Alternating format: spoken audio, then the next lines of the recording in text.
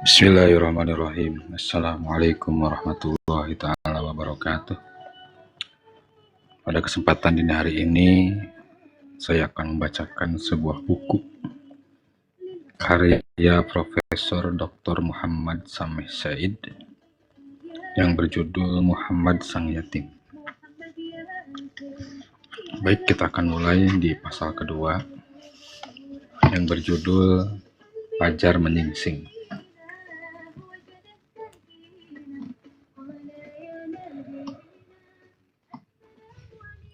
Di sisi Ka'bah, tampak Abdul Muthalib duduk termenung, berbagai kesenangan bergelayut di pikirannya.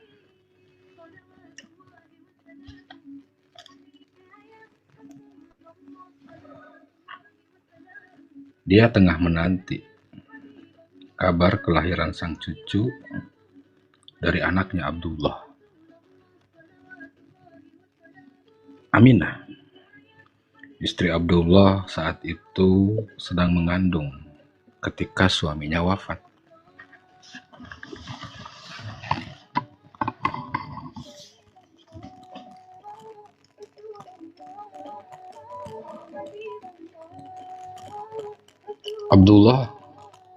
Abdul Muthalib merupakan salah seorang pemuda Quraisy. Suatu ketika, dia pernah bermimpi menggali sumber Zam-Zam.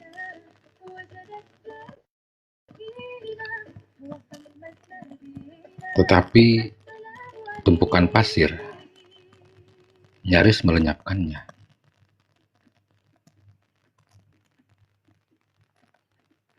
Setelah menggalinya, kaum Quraisy menyerahkan pengelolaan sumber Zam-Zam pada Abdul Muthalib dan keluarganya.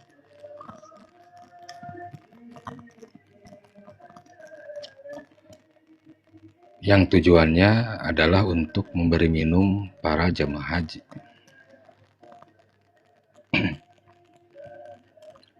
Saat itu Abdul Muthalib belum mempunyai anak kecuali satu yang bernama Haris bin Abdul Muthalib. Dia, Abdul Muthalib, ingin sekali diberikan anak yang banyak. Sampai-sampai dia bernazar kepada Allah Subhanahu wa Ta'ala, jika saja dia dikaruniai 10 anak, dia akan menyembelih seorang dari anaknya sebagai persembahan kepada Allah. Dan permintaannya pun terkabul. Singkat cerita, anaknya Abdul Muthalib genap 10 orang. Dan dia ingin memenuhi nazarnya kepada Allah. Tradisi orang Arab saat keadaan demikian, mereka mendatangi sebuah qadhoh. Qadhoh adalah semacam tempat pengundian.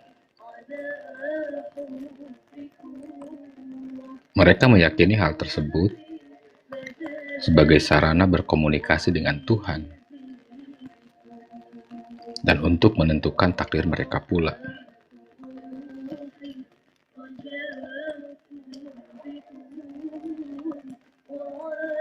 Tatkala Abdul Muthalib melakukan pengundian terhadap anak-anaknya,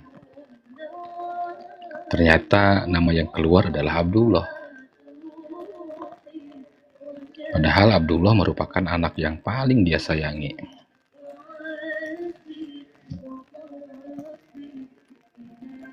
Karena Abdullah adalah anak yang sangat lembut dan berakhlak mulia.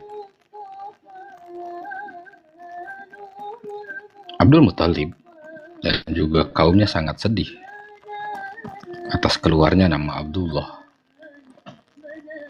Lalu mereka meminta kemudian diulang kembali. Undian pun diulangi sampai 3 kali.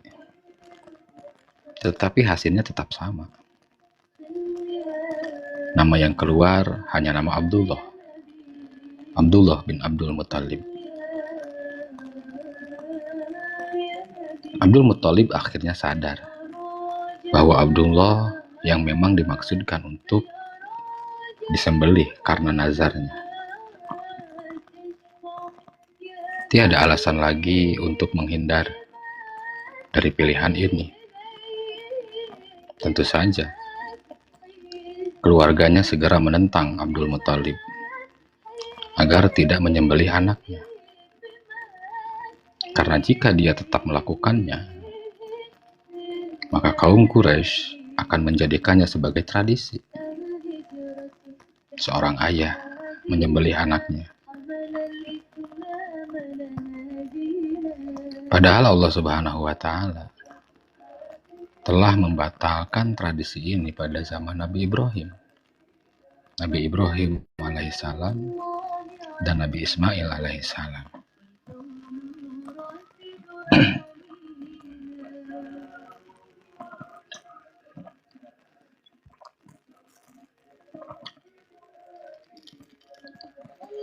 Akhirnya,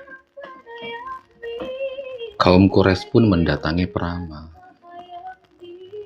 Sebab bangsa Arab kala itu mempercayai ramalan-ramalan dan juga dukun.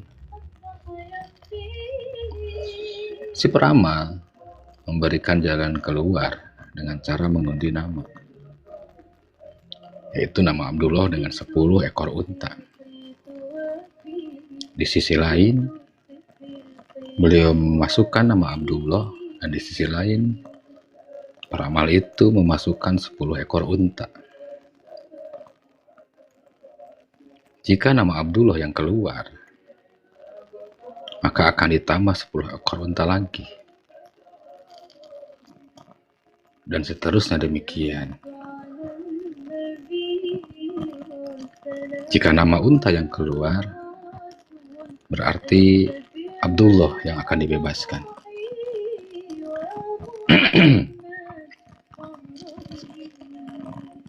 Mereka pun mengadakan pengundian kembali antara nama Abdullah dan unta. Nama Abdullah terus keluar sampai jumlah unta sebanyak 100 ekor. Kemudian mereka mengundi sebanyak 3 kali. Dan yang keluar adalah 100 ekor unta. Abdul Muthalib dan kaumnya sangat gembira. Karena Allah Subhanahu wa Ta'ala menerima 100 unta sebagai kurban bagi Abdullah dan untuk menyelamatkannya dari penyembelihan. Tentu, kebahagiaan Abdul Muthalib tidak dapat digambarkan. Inilah anaknya yang amat dikasihinya telah ditebus.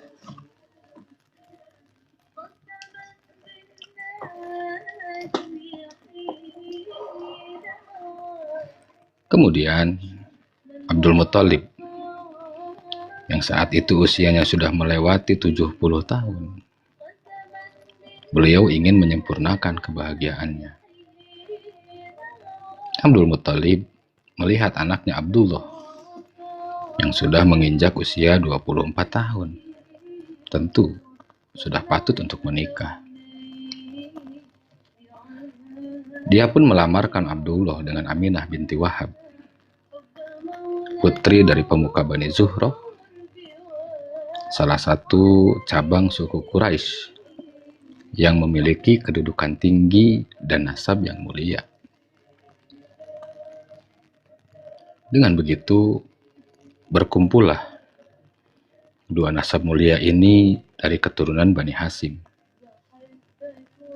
dengan pemukanya Abdul Muthalib dan keturunan Bani Zuhroh dengan pemukanya Wahab bin Abdul Manaf.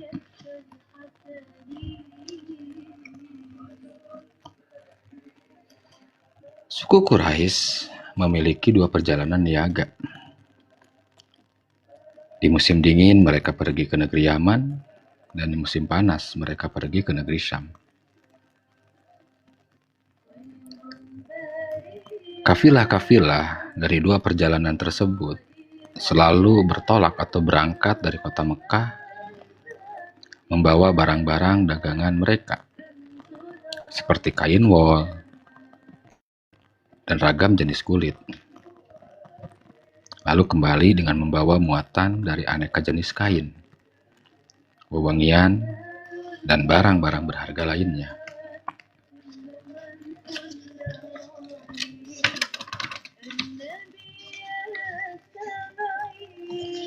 Abdul Muthalib selalu menggilir anak-anaknya satu persatu untuk pergi berniaga dalam perjalanan Quraisy. Kali ini pilihannya jatuh pada giliran Abdullah. Padahal dia baru saja menikah. Abdullah tidak ingin melanggar perintah ayahnya. Dia pun berangkat bersama kafilah negeri Syam mengarungi hamparan padang pasir yang luas.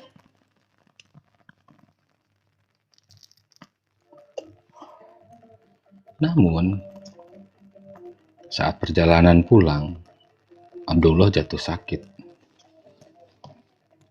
Lalu dia tinggal di kediaman paman-pamannya yang berada di Yastrib atau Madinah.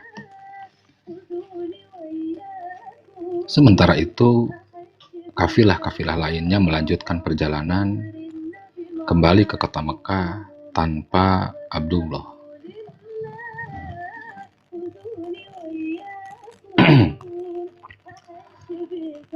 Tatkala Abdul Muthalib mengetahui bahwa Abdullah tidak pulang bersama mereka, maka dia segera mengutus Haris, anak pertamanya, untuk pergi ke kota Yastrib, prototipe dari kota Madinah. Ternyata takdir Allah Subhanahu wa Ta'ala berkata lain. Kabar kematian Abdullah lebih cepat dari kedatangannya. Haris pun kembali ke Mekah, membawa berita duka kepada Abdul Muthalib sang ayah. Seakan batu keras menimpanya dari langit. Dia lantas bergumam,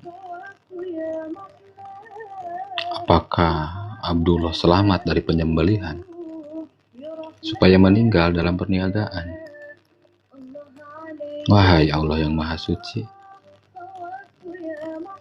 tak seorang pun yang dapat melawan takdir.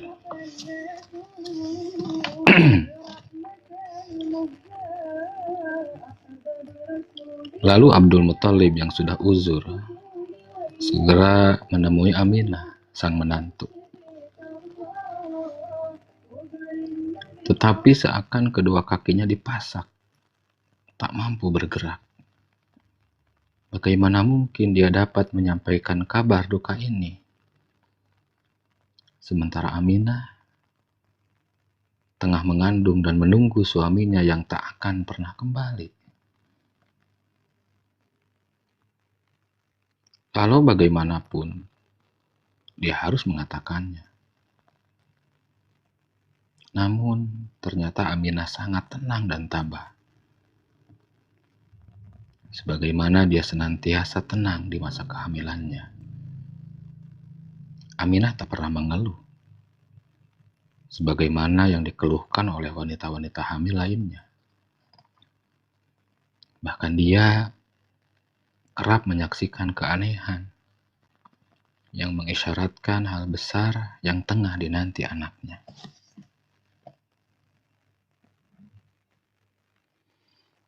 Lalu fajar menyingsing pada hari Senin 12 Rabiul Awal yang bertepatan dengan tanggal 10 Agustus 570 Masehi. Muhammad SAW lahir.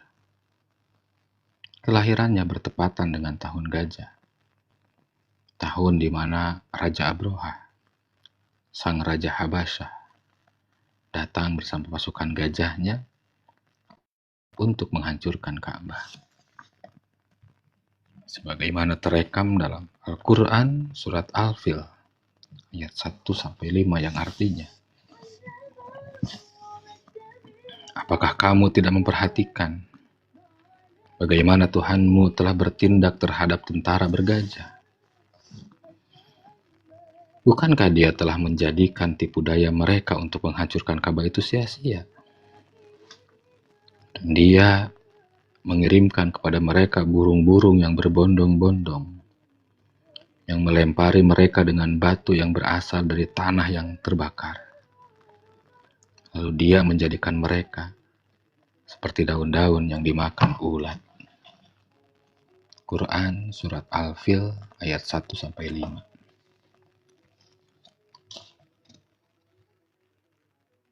Ibunda Aminah mengutus pelayan wanitanya untuk mengabari kelahiran anaknya kepada kakeknya Abdul Muthalib,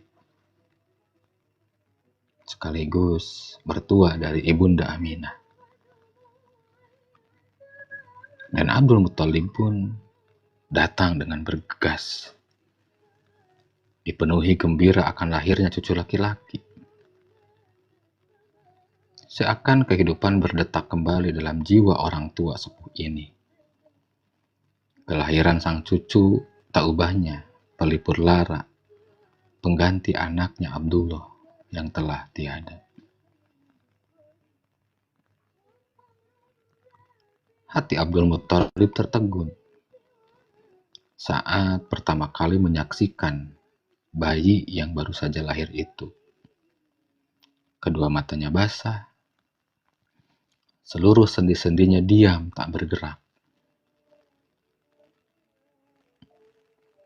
Lalu Abdul Muthalib berkata, anakku ini akan melakukan hal yang luar biasa. Lalu Abdul Muthalib menamai bayi yang baru lahir tersebut dengan nama Muhammad Sallallahu Alaihi Wasallam. Dan kaumnya bertanya, kenapa engkau memilih nama itu? Bukankah nama itu tidak dikenal di kalangan orang-orang Arab? Lalu Abdul Muthalib menjawab, aku ingin dia dipuji Allah, dipuji di langit, dan dipuji oleh makhluknya yang ada di bumi. Sudah menjadi kebiasaan pemuka Mekah untuk menggunakan ibu susu untuk menyusui anaknya. Biasanya ibu-ibu susu tersebut saling berlomba untuk mendatangi rumah orang-orang kaya dan terpandang demi mendapatkan upah dan santunan yang memuaskan. Namun, mereka enggan untuk menyusui Muhammad kecil, sebab ia seorang yatim. Ia tidak memiliki ayah yang dapat memberi upah yang banyak.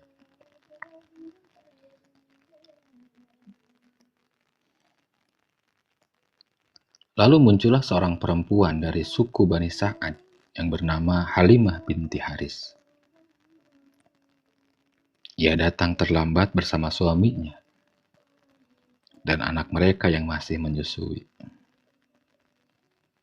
Anak mereka itu tak henti-hentinya menangis karena serasa lapar.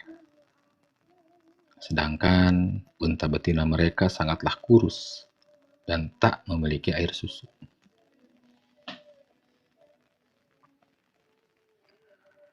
Pada awalnya, Halimah binti Haris tidak mau menerima Muhammad kecil sebagai anak susunya. Dan berkata kepada suaminya, apa yang kita harapkan darinya? Anak yatim yang tidak memiliki siapa-siapa kecuali ibu dan kakeknya.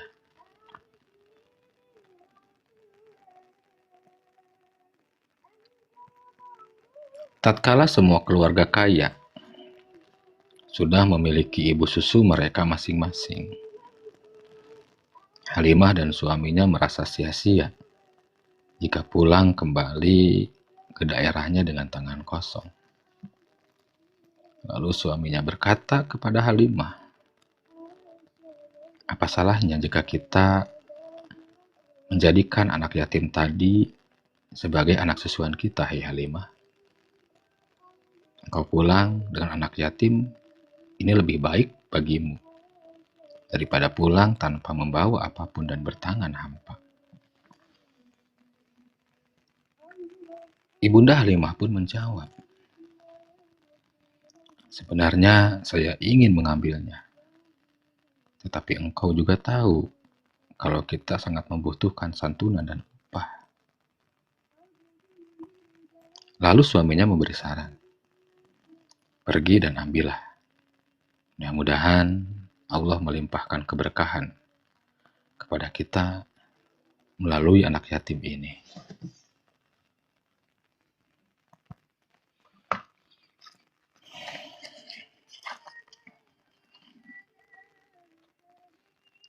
Sebenarnya Aminah sangat berat ketika harus berpisah dengan buah hatinya Muhammad SAW kecil. Namun, wabah penyakit cacar telah menyebar di kota Mekah. Dia melihat lebih baik menjauhkan anaknya dari sana, terlebih Muhammad juga masih kecil.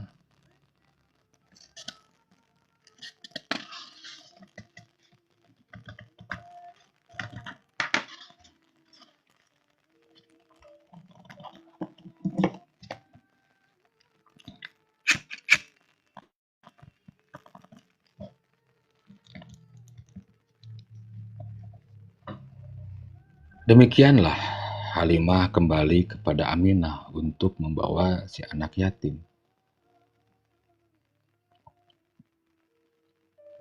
Ketika Halimah memangku untuk menyusuinya, tiba-tiba saja dada Halimah dipenuhi air susu, hingga Muhammad kecil dapat menyusui sampai kenyang.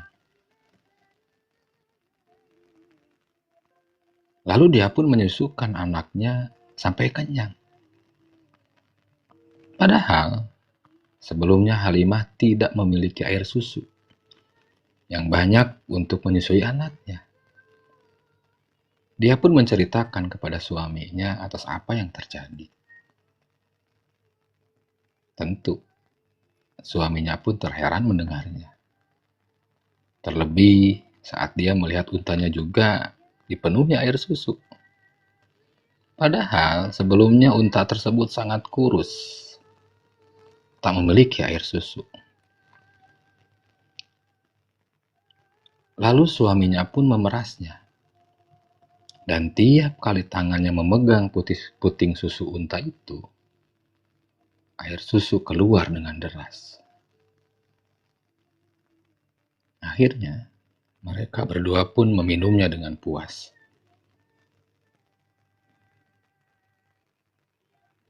Begitulah bagaimana keberkahan sang anak menyertai rumah Halimah, dan Halimah tak pernah berhenti takjub atas anak yang diasuhnya itu.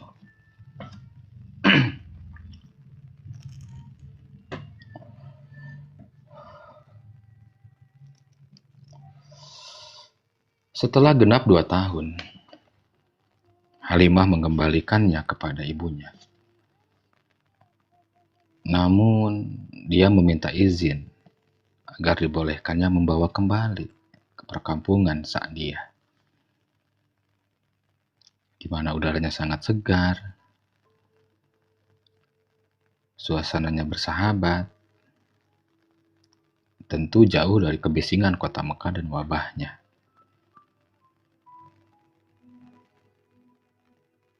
Ibunda Aminah pun menyetujuinya, seraya berkata, "Dia adalah anakku,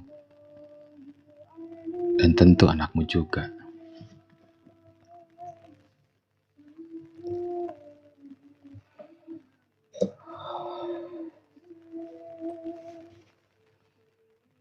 Di kampung pedalaman, anak yang diberkahi itu bermain bersama teman-teman sebayanya dan juga Syaimah. Saima adalah saudari sesusuannya yang selalu menjaganya. Dia keluar menggembala domba, berkejaran di sekeliling kambing, terjatuh dan bangkit, layaknya teman-teman yang mengembalanya. Betapa riang dan murninya anak-anak itu bermain. Dalam dunia mereka yang lepas, dengan kesederhanaan yang langka, dengan apa yang diberikan padang pasir, pada kebebasan dan ketulusan. Dan tanpa ada ikatan-ikatan yang mengekang, Halimah sangat menyayangi anak yang penuh berkah ini. Dia sangat mengkhawatirkannya melebihi anak-anaknya yang lain. Dan tentu saja, sering mengingatkan anak-anak yang lain untuk menjaganya.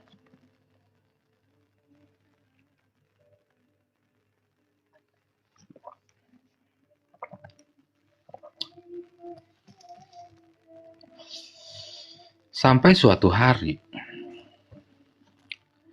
dia menyaksikan hal menakjubkan pada anak yang penuh berkah ini. Sebuah peristiwa yang banyak dikisahkan dalam kitab-kitab sirah dengan rincian bermacam-macam. Atau mungkin dengan riwayat yang pendapat yang berbeda-beda. Namun pada intinya, semuanya sepakat bahwa peristiwa itu nyata terjadi. Dan usianya anak berkah ini saat itu 4 tahun. Dalam riwayat ringkasnya dikisahkan bahwa saat Muhammad kecil sedang bermain, dia melihat 2 orang lelaki berpakaian putih membawa sebuah bejana emas yang dipenuhi air es. 2 lelaki ini membawanya dan membelah dadanya, lalu mengeluarkan hatinya untuk membuang noda hitam darinya. Lalu kemudian mereka bersihkan hatinya dengan air es tersebut sampai bersih.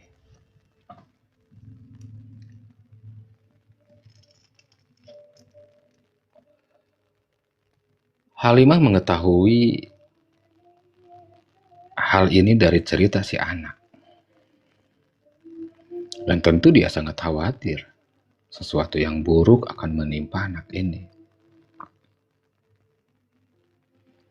Ketika kisah ini tersebar di kalangan para peramal Yahudi, mereka menyerukan untuk membunuh Muhammad. Karena mereka merasakan bahaya yang akan datang dari anak kecil ini dan ancaman luar biasa yang menanti mereka kelak.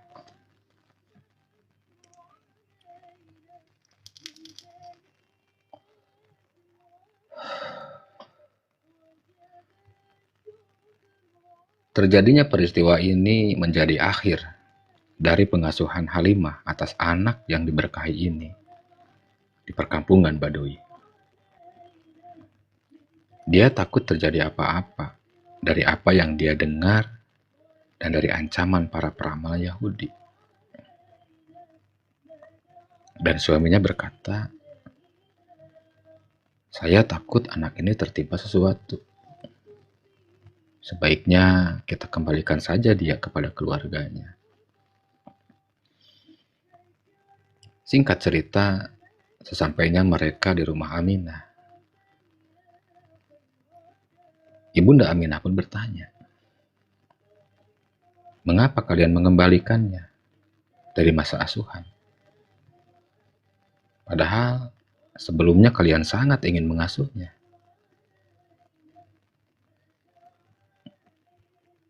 Tak lama Halimah pun menceritakan apa yang berlaku.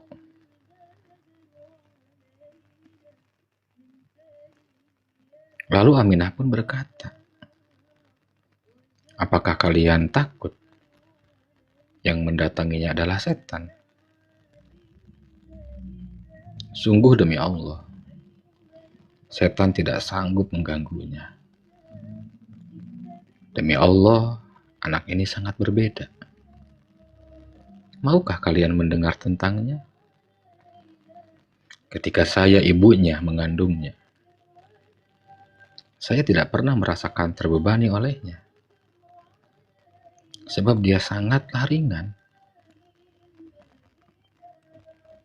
Saya pernah bermimpi saat mengandungnya. Cahaya terang memancar dari rahimku, lalu menyinari istana-istana di negeri Syam. Bahkan setelah melahirkannya, terjadi keanehan yang tak mungkin berlaku bagi bayi yang baru lahir.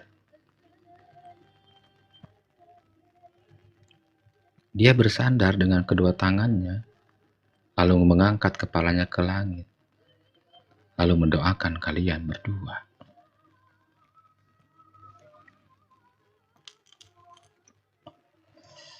Sungguh, kisah pembelahan dada secara garis besarnya memiliki petunjuk umum yang tentu perlu diulas kembali. Sebab itu adalah isyarat pertama terjadinya hubungan jiwa antara Muhammad di masa kecilnya dengan apa yang di langit.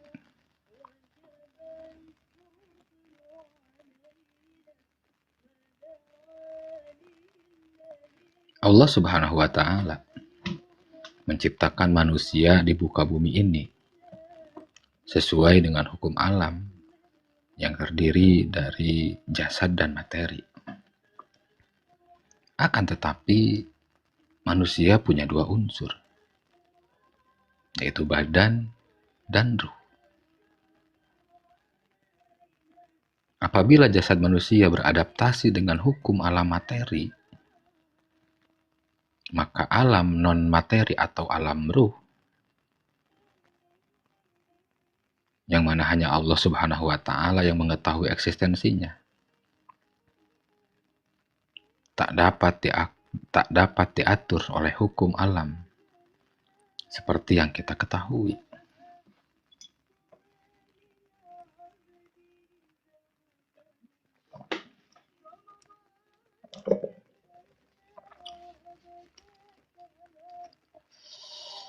Untuk lebih mendekati persoalan bagaimana meyakini keberadaan alam ruh,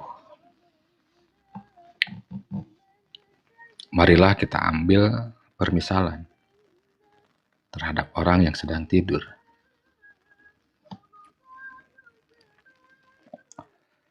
Manusia saat bermimpi dalam tidurnya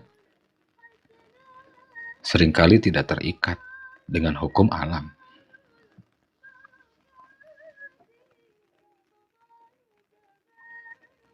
Aktivitas tidur dengan demikian merupakan kondisi badan yang diam,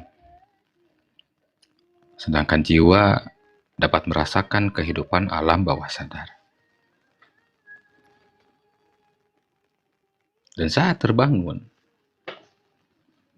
kadang dia ingat apa yang terjadi dan kadang dia lupa. Manusia yang sedang tidur, akalnya tetap terjaga dan mampu merasakan apa yang terjadi di dalam mimpi tersebut. Bahkan dapat berpikir dan juga bahkan dapat berdebat. Namun, ruhnya masih menggantung dengan badannya. Dia hidup dan belum mati. Bahkan jikapun ruhnya berhubungan dengan yang di langit, di saat dia dalam keadaan tidur, sebagaimana diberitahukan di dalam Al-Quran surat Az-Zumar, yang artinya Allah memegang jiwa orang ketika matinya. dan memegang jiwa orang yang belum mati di waktu tidurnya. Maka dia tahanlah jiwa orang yang telah dia tetapkan kematiannya, dan dia melepaskan jiwa yang lain sampai waktu yang ditetapkan. Sesungguhnya pada yang demikian itu terdapat tanda-tanda kekuasaan Allah bagi kaum yang berpikir. Quran Surat Az-Zumar ayat 42.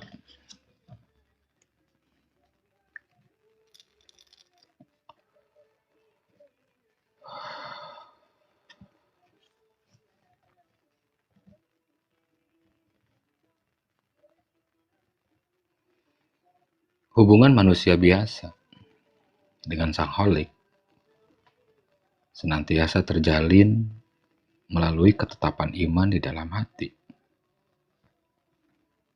yang biasa diungkapkan dengan hati kecil.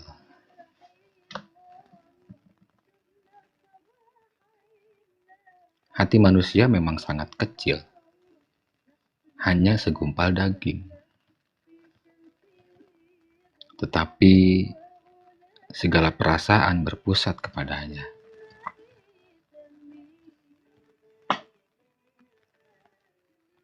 Dan dari hati tersebut mendapat pengaruh dan keterpengaruhan yang berbeda-beda.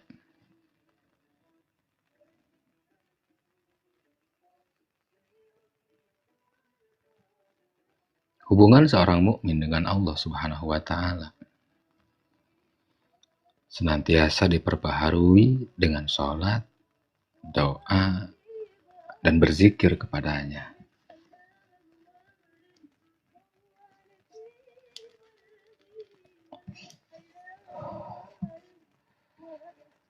Adapun para rasul dan nabi,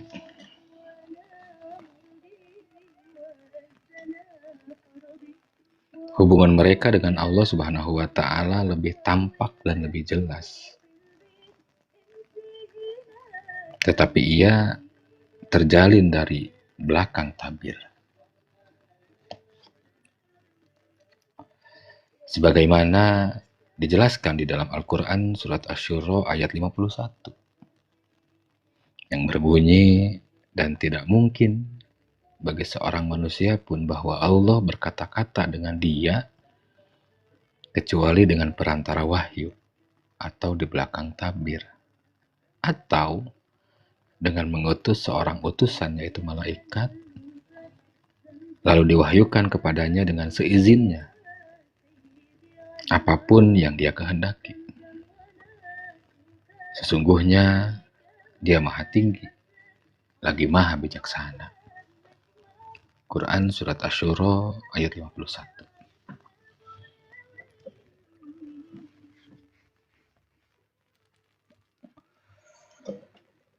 Adapun Nabi Muhammad SAW mendapatkan keistimewaan dari Allah Subhanahu wa Ta'ala dan memiliki ruh yang jernih.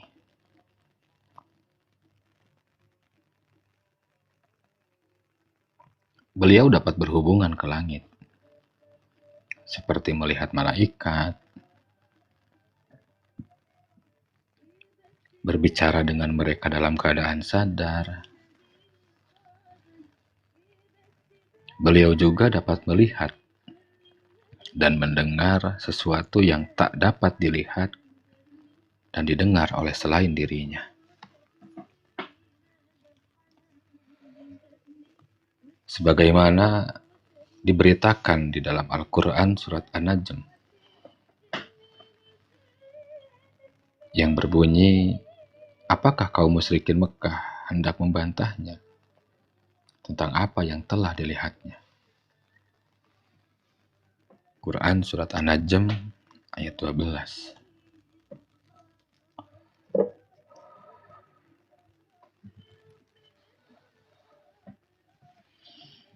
Walaupun agama Islam tidak mengandalkan pada berbagai mukjizat,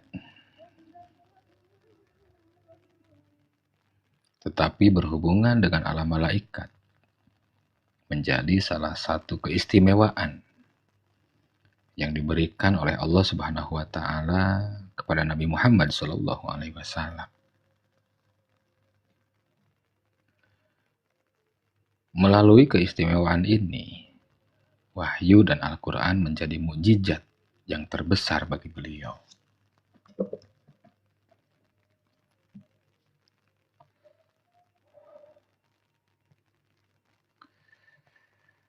Reaksi Halimah dan suaminya serta kaumnya atas kisah yang terjadi kepada Nabi Muhammad kecil membuat mereka khawatir bahwa telah terjadi sesuatu yang buruk, semacam gangguan pikiran atau naudzubillah min dzalik, gila kepada Nabi Muhammad kecil. Tapi yang jelas, beliau melihat langsung dengan mata kepalanya ketika malaikat membelah dadanya. Begitupun pula dengan berbagai peristiwa yang terjadi di masa hidup Rasulullah SAW.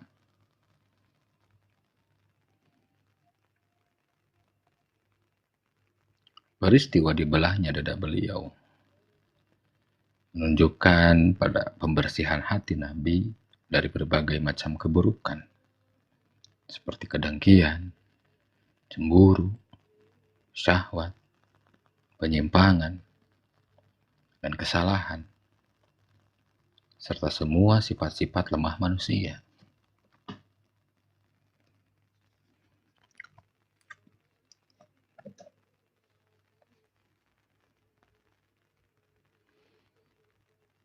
Siapa saja yang mendengar kisah pembelahan dada dari para peramal Yahudi, dia pasti mengetahui bahwa yang diceritakan anak berusia 4 tahun itu adalah sebuah kebenaran. Kalau tidak, mengapa mereka berusaha ingin membunuhnya? Dengan dalih sesuatu yang membahayakan akan terjadi.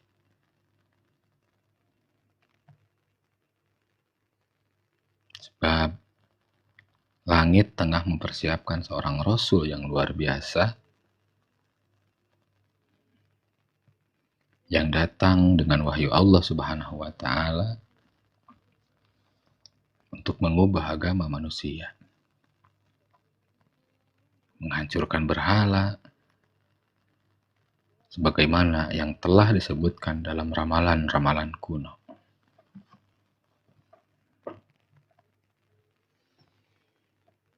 Walau demikian, kaumnya bersikap angkuh dan congkak.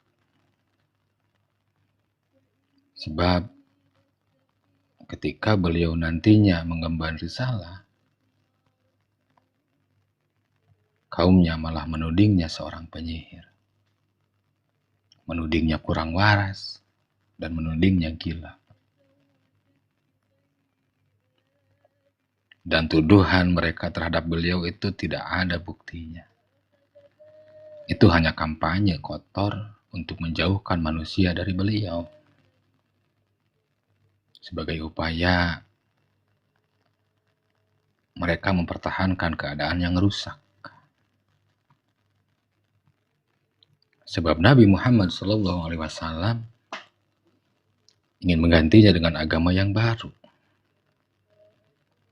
yang akan menghancurkan kepentingan dan hawa nafsu mereka. Mereka itu sepenuhnya tahu bahwa beliau bukan seorang dukun, bukan penyihir, dan bukan pula gila. Kalau tidak, tentu mereka tidak akan memerangi beliau dengan penuh kekerasan.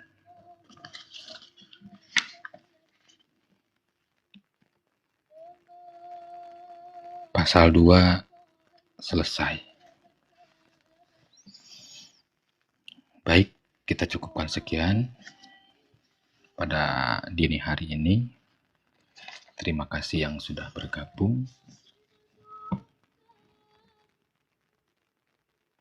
Semoga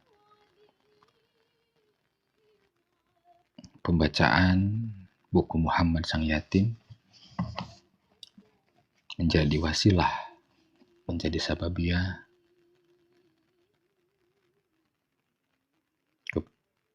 bertambahnya cinta kita kepada Nabiullah Muhammad SAW. Amin ya Allah ya Rabbal Alamin. Terima kasih. Allahumma fiq lakwami tariq. Wassalamualaikum warahmatullahi ta'ala wabarakatuh.